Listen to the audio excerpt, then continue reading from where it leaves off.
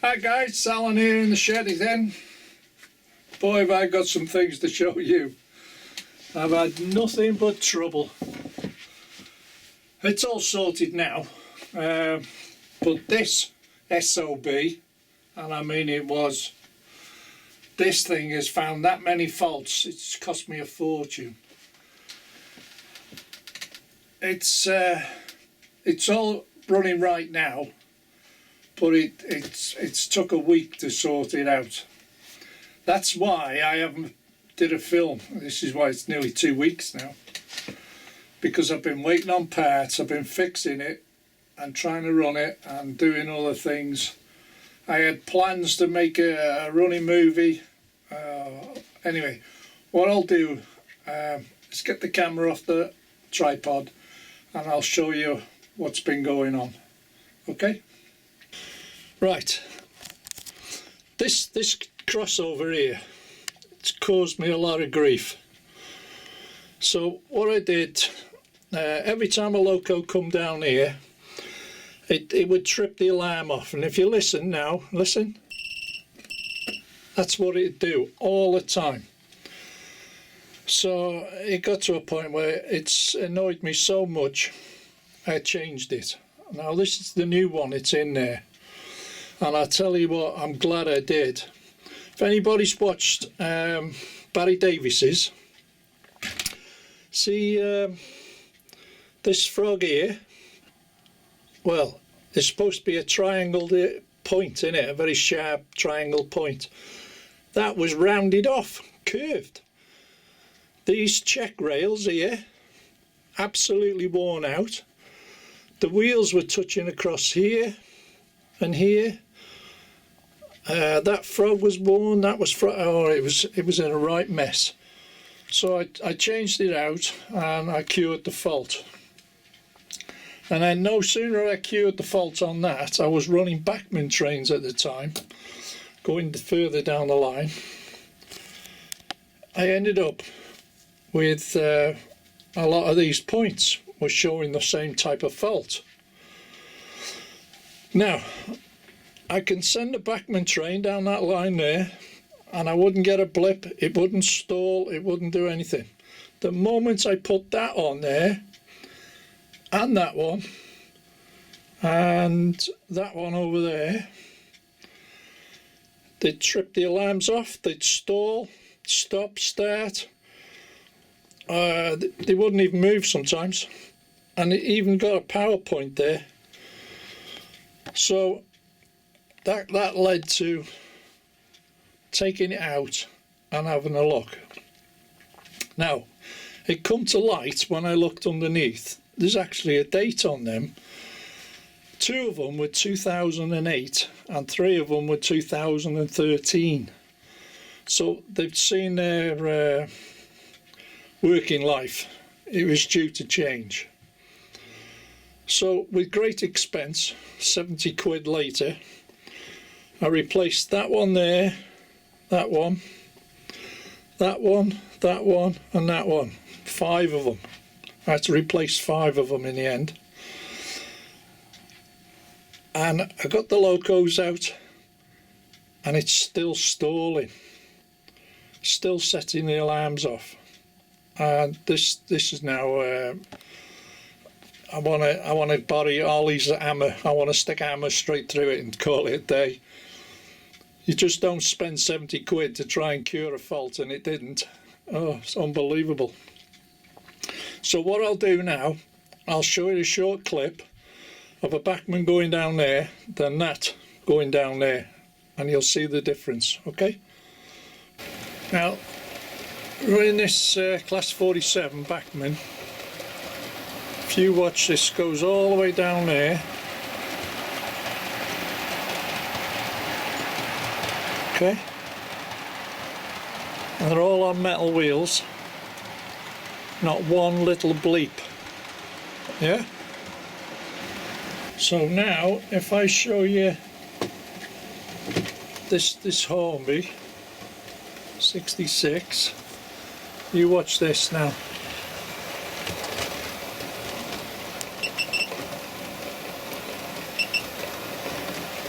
and that's what happens. So you can see what sort of damage it's doing every time it stalls and sets the alarms off and shorts it all out. It affects these trains. Doesn't matter which one it is, it's completely random, wherever the short shoots off to. Right, so when I sorted it out, I remember, not sorted it out, I remember Jason doing a film, Jason at Barnabas Junction. I remember him doing a film about wheels touching frogs and the way he cured it. Now, I've done exactly the same. So if I zoom in here, there, see that there? Plastic fish plates. Okay, and I've put plastic fish plates there and there, okay, and then I move along to there, then I move back down here to there. I've had to put one on the main line there, and I've actually run out. I had them ages ago, but it's absolutely cured it. So you're thinking, well, why has that fixed it? If you look at this rail here, the finger, what I got my finger on, this is live, okay? This is, you can see the red there, yeah? The outer track on mine is live. So the electricity flows down that rail and down that rail, okay? And this side is the negative, obviously. Now, when the wheel gets to here, it's trying to connect from there to there on the live side, yeah? Okay? It rolls across there, and this is where your multi-wheel pickups come into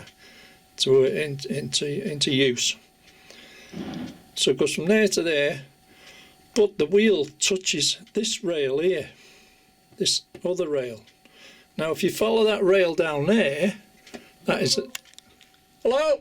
Sorry about that, I just had a parcel delivered. Wasn't expecting at all. Where was I? Right. This outer track down there is live, and that one across there, if you follow it, is negative. So as soon as the wheel touches the other rail, this is where you get your short, because the frog is very narrow, yeah? It's very narrow there. Now, on Bachmann trains, you don't get any hassle, because they have a narrow wheel. Okay? When you come to have the Hornbys on, their tyre is a lot wider and it trips it off, as you've just seen in the demonstration film. Now fitting these plastic fish plates in strategic places, it cured it. I don't get a short anymore, and I get absolutely free running. I haven't got to worry about it anymore. Unbelievable, isn't it? Now, putting it there protects that. There protects that. There protects all this down here and there. And yet, you can go over some points, and it doesn't even get a blip. And then other points, unbelievable. Anyway, I'll just show you this running up and down after I've fitted the plastic fish plates. Okay? Right, there we go. This is the one that used to short all the time on that section. And now I have no hassle, see? Absolutely cured. And all it cost was £2, I think it was. Well, I've had them nearly a year, them plastic rail joiners. Must have had.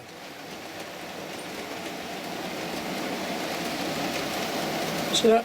Not one bleep whatsoever. And that's how your tracks are supposed to be.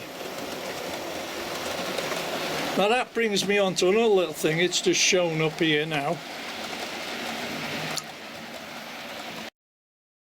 Right, the other little thing.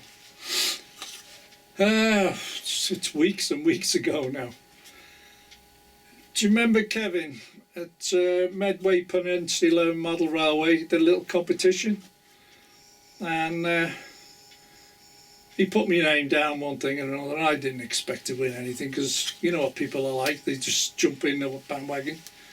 So he says, are you going to have a go? And I says, aye, all right then, all right, I says. Anyway, it turns out Rachel won the first prize and I won the second prize, which is the runners up. And it's a cut mat, yeah, with his name on it. Where are we now? So I got this as a runner-up prize. I wasn't expecting to win anything, but there you go. Thank you very much, Kevin. And there's a shout out for you, Medway Peninsula Model Railway. So cheers, Kev. Must enter more competitions. You never know, do you? If you don't enter, you won't win. So there you go. So I think, so that's that part. Now moving on. This last week I bought this. It's a little Ginty, and it's second hand. But I don't think it was ever used. And personally, I think it's out of one of them sets that come out. You can get where you can get two locos in a set, because it's DCC fitted. It's got a chip already in it. Okay, it's fitted by the manufacturer, and it's a beautiful little machine. It's even got a cab crew in it. Come with a chip, and like I said, it was brand new. Okay, and this is dirty now compared to what it was, and I had nothing but hassle with it. It wouldn't run properly, it wouldn't run smoothly. It took ages and ages to try and suss it. I put it on the programming track and off the programming track, and it took, and I'm not joking now, this took but just short of getting on for 4 hours of running before she become usable in a way. Sweet as a nut, slow running, quick running, whatever you want to do with it. It took 4 hours, and it took nearly 3 hours in forwards and a good hour in reverse to get this to run right, and now it does. So I'm well pleased with that now, and it's done a few miles, but God, it was tight. But I'm very happy with that now, and I got it for a reasonable price, especially with the chip in it and the cab crew in it, and it was virtually brand new. And the other little thing, now I've got this thing. Now I've had it a while.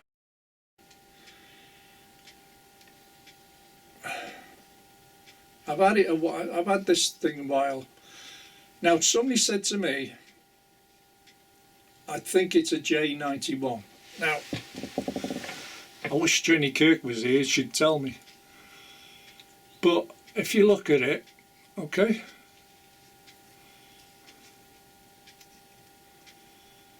I've tried Googling it, and I can't seem to find anything.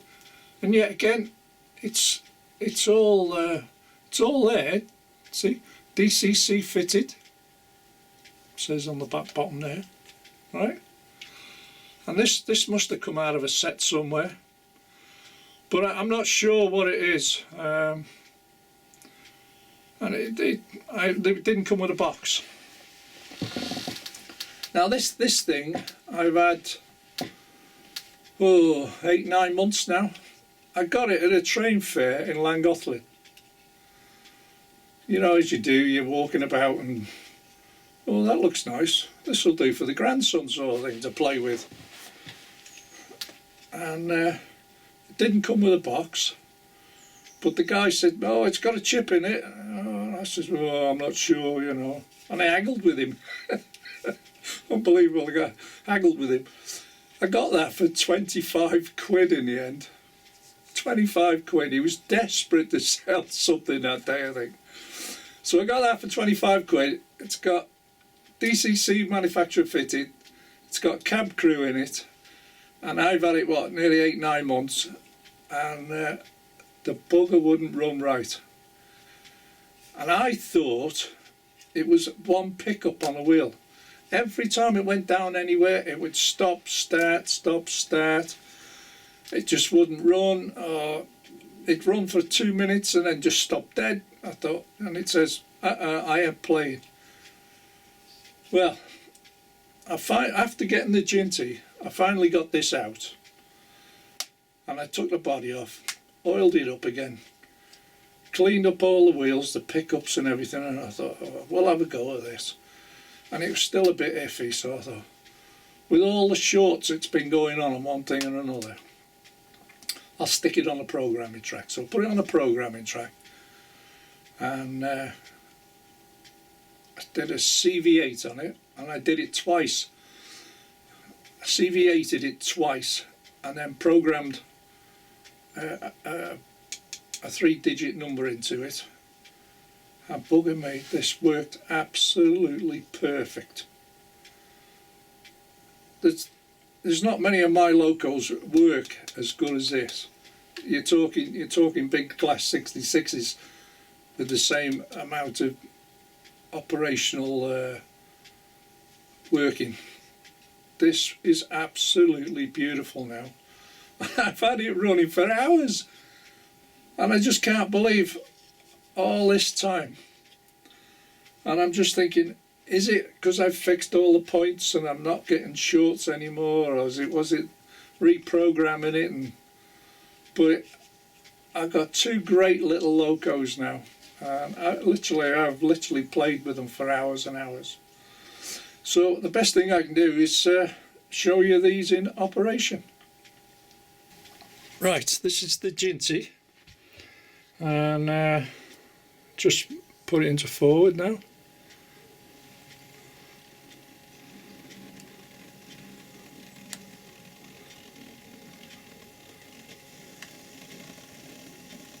Absolutely lovely control on it.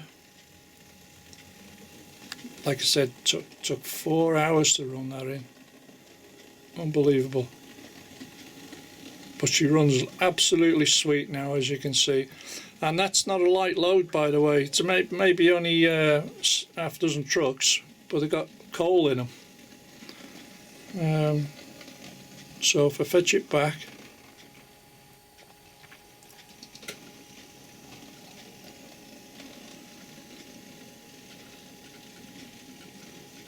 but if anybody gets one of these, just run it and run it and run it. I mean, hours and hours of it, because I run them for hours continuously, and it pays off. Like you can see, it's absolutely stunning. It's a lovely little loco to have in the fleet. So that's that for now. I'll show you the other one, and here she is. You want to see the slow running on this? Absolutely fantastic this now. I can't believe how well this has turned out now just by doing these CV8s. Yes, it's actually moving.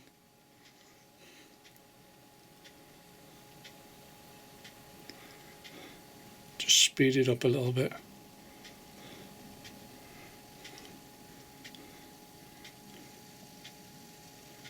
That's on speed step 6 now. I can't show you because the wire's not long enough.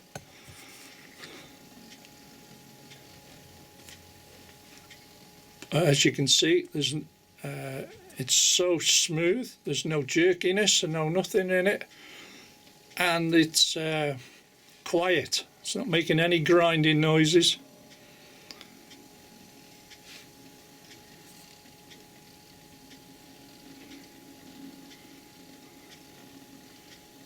just over the moon with this little engine. Honest to God, I couldn't believe it. The amount of months, and it wouldn't run right. I'll just fetch it back.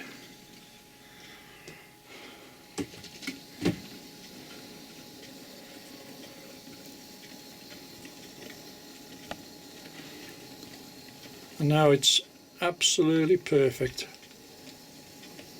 Well chuffed with it.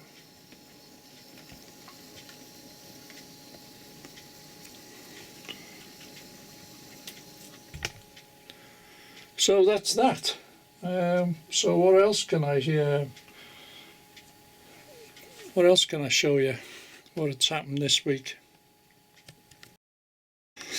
As for the steam engine sheds, I haven't had delivery from Scale Model Scenery yet, so I'm still waiting on that. The other little thing I've been doing is, remember I had points behind these bushes and it went off on that spur there? I've just thrown that there to make it tidier. Well, I've taken all them points out. I'll show you the other side now. Down the back of the church here, I used to have all crossovers and points there that went into that little spur there. Okay, taken all them out, and I replaced a lot of the track down here. Now I bought 6 lengths of flexi track. I think 2 lengths went in there, 2.5 lengths went in there. Plus down here I rebuilt this. That's all new track. That's new, and down right down there to the corner, that's all new. And the same on the other side. I took 6 full lengths of flexi track to do all that. So it hasn't been a cheap exercise trying to fix these faults. The other little thing, a little scenario I've got going on, I was searching for something in my boxes and it just turned up. I've had this for a long time. Somebody's fainted there, and I think somebody found a body. And the ambulance has turned up and what have you. We've got a nosy guy on a bike. Maybe it's that Graham Falston, you know. Perhaps he's come nosing on his push bike. Don't know where Hazel is hiding.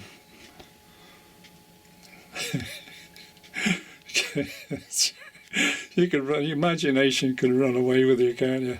But it just looks like Graham Falston's bike, that, doesn't it? Eh? Anyway, the nurses are there sorting the patients out, and the ambulance crew's taking them away. See? No, I don't want to get myself into trouble here. I'm trying to think of something. Right, the other little thing I need to show you is Jeff Redmond of Jumbo Lane Printing. Okay, has come up with this gravestone pack. Okay, you get 26 pieces in a pack, and this is only I've only thrown them in there for just to show you. Obviously I got all the loose ones there, I got plenty there, but 26 pieces is ample. I threw a couple over there to match them. As you can see, they need a bit of weathering. That's all it's required. But if you're into that type of thing, they're absolutely ideal. Like I said, it's Jeff Redmond at Jumbo Lane Printing, and 3D printed. And